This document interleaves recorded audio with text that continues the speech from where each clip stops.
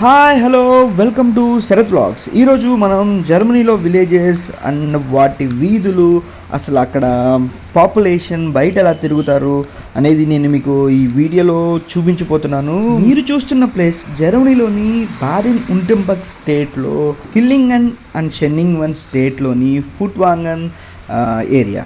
మీకు కానీ వీడియో నచ్చితే ఎండింగ్ వరకు చూసి లైక్ చేసి కామెంట్ చేసి షేర్ చేయండి. Thank you.